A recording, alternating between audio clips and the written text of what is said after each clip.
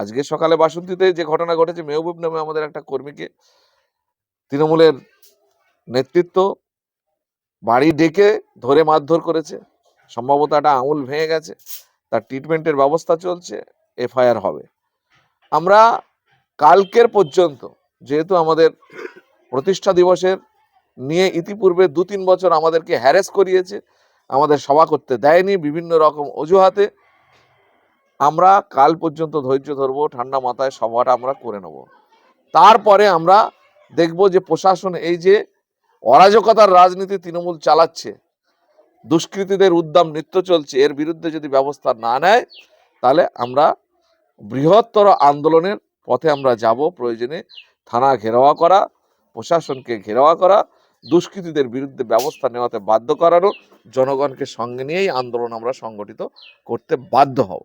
আমরা বেশ কয়েক বছর ধরে দেখছি যে যখনই আপনাদের এই প্রতিষ্ঠা দিবস আসে, শাসক দল অর্থাৎ তৃণমূল তারা পায়ে পাঁচিল দিয়ে ঝগড়া বাঁধার একদম চেষ্টা করে। পরিকল্পিতভাবে তারপরে যখন বিভিন্ন বিশৃঙ্খল ঘটে আপনাদের আমাদের ঘাড়ে দোষটা চাপিয়ে দেয়, কারণ শাসক সরকারে আছে, তার পুলিশ প্রশাসন পুরোটাই তারা ব্যবহার করছে নিজেদের দলের স্বার্থে, যার কারণে নিরপেক্ষতা এখানে একেবারে আকাশ কুসুম স্বপ্ন জায়গায় চলে যাচ্ছে। সেই কারণে আজকে এই ফ্ল্যাগ ফেস্টুন পোড়ানো বলেন, অকথ্য ভাষায় গালিগালাজ বলেন, নিজেরা বোম ফাটিয়েছে আপনার পাগলাহাট, পুরনো পাগলাহাট চালতেবেড়ে অঞ্চলের, ফাটিয়ে আমাদের ছেলেদের উপর হামলা করার চেষ্টা করছে। এই প্রতিনিয়ত গন্ডগোল চলছে। ইতিপূর্বে আপনার পোলেরহাটে আমাদের কর্মীদের উপর আক্রমণ হয়েছে, তার আগে শানপুকুরে আক্রমণ হয়েছে, আমাদের রক্তদান শিবিরে যারা অটো টোটোই করে যাচ্ছিল তাদেরকে গাড়ি থেকে নামিয়ে তাদের উপরে অমানবিক অত্যাচার চালানো হয়েছে। পাল্টা গ্রামের মানুষ রুখে যখন দাঁড়িয়েছে তখন সেটা মানে উল্টো দেখানোর চেষ্টা করছে শাসক দলের লোকজন। তো এইভাবে কন্টিনিউয়াসলি সাধারণ মানুষকে যে হ্যারেস করছে, সাধারণ মানুষের গণতান্ত্রিক অধিকারকে লুণ্ঠন করার চেষ্টা করছে, বাক স্বাধীনতা রোধ করার চেষ্টা করছে, এটা বেশি দিন করতে পারবে না। কারণ জনগণ অত্যাচার সইতে সইতে একটা শেষ কিনারায় এসে তারা পৌঁছেছে। একদিকে নিজেদের বাপদাদার ভিটে বাড়ি ওয়াকফ সম্পত্তি সরকার লুণ্ঠন করার চেষ্টা করছে, এসআইআর এর মাধ্যমে অমানবিকভাবে মানুষের উপরে কি বলবো হ্যারাসমেন্ট চালানো হচ্ছে। এই সব কিছু সইতে সইতে মানুষ কিন্তু একটা খাদের কিনারায় এসে দাঁড়িয়ে গেছে, ঘুরে কিন্তু দাঁড়াবে। আর সাধারণ মানুষের এই ঘুরে দাঁড়ানোর মধ্য দিয়ে আমি তো মনে করি বৃহত্তর একটা আন্দোলন সংগঠিত হবে, যে আন্দোলনের মধ্য দিয়ে কিন্তু এই সব রকম অন্যায় অপকর্ম কিন্তু ধুয়ে মুছে সাফ হবে। আপনাদের চেয়ারম্যান নওশাদ সিদ্দিকী তিনি বলছেন যে 21শে জানুয়ারি আপনাদের প্রতিষ্ঠা দিবস সেটাকে বানচাল করতে ষড়যন্ত্র করে 21শে জানুয়ারি 20 জানুয়ারি হিয়ারিং ছিল এসআইআর এর, সেটা 21শে জানুয়ারি হাতে লিখে করে দেওয়া হয়েছে। আরো কিছু সূত্র মত খবর পাওয়া যাচ্ছে যে আপনাদের চেয়ারম্যান নওশাদ সিদ্দিকের নামেও এসআইআর এর নোটিশ এসেছে, তাকে হাজিরা দিতে হবে। কি বলবেন এই প্রসঙ্গে? এসআইআর যেটা চলছে এটা তো সম্পূর্ণ সংবিধান বিরোধী আমরা বলছি, কারণ এসআইআর যে পদ্ধতিতে হচ্ছে এরকম সংবিধানে কোনো প্রভিশন নেই।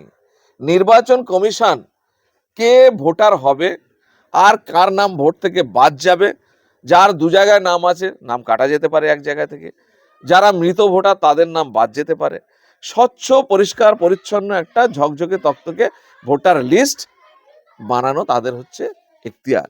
সে জায়গায় দাঁড়িয়ে তারা 13টা 14টা মানে নথি জোগাড় করতে বলছে, এবং নাগরিক কি নাগরিক নয় এই তথ্য তারা যাচাই বাছাই করছে। এই এখতিয়ার তারা কোত্থেকে পেয়েছে আর এই ধরনের নোটিফিকেশন কোথায় থেকে হয়েছে তার কোনো এখনো পর্যন্ত হদিশ পাওয়া যাচ্ছে না। একজন ভদ্রমহিলা আরটিআই করে জানতে চেয়েছিল যে এসআইআর এর নোটিফিকেশন কোন দপ্তর থেকে হয়েছে, আমি জানতে চাই, তার কপি চাই, দিতে পারেনি সরকার, দেয়নি।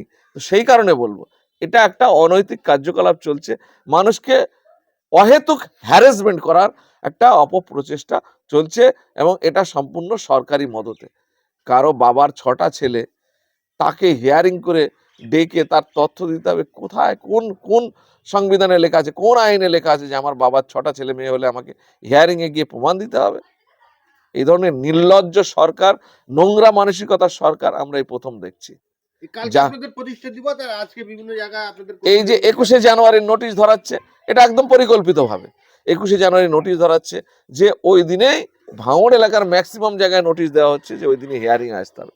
তার পাশাপাশি যেটা করা হচ্ছে 21শে জানুয়ারি শাসক দলের পক্ষ থেকে ভাঙড় কলেজ মাঠে আবার একটা সভা ডাকা হয়েছে।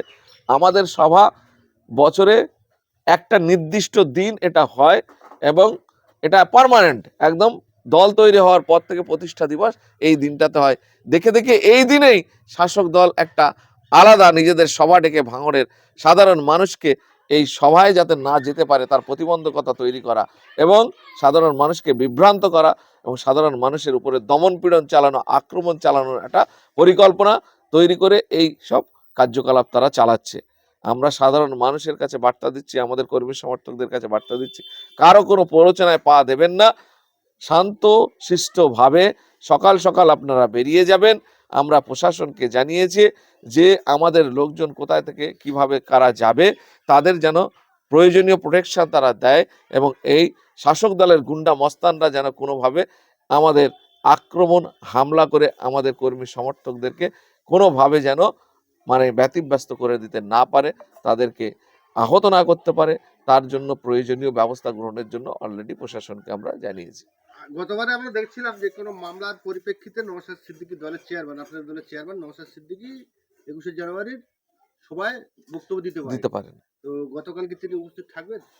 গত বছর অর্থাৎ 25 সালের যে আমাদের প্রতিষ্ঠা দিবসের সভা হয়েছিল সেখানে এই নির্লজ্জ শাসক দল কোর্টের রায় বার করে আমি সহ আমাদের দলের চেয়ারম্যান এরকম 7-8 জনকে আমাদেরকে মঞ্চে উঠতে বাধা প্রদান করা হয়েছে আইনের মাধ্যমে। এটা আমরা বলি একটা নোংরা মানসিকতা।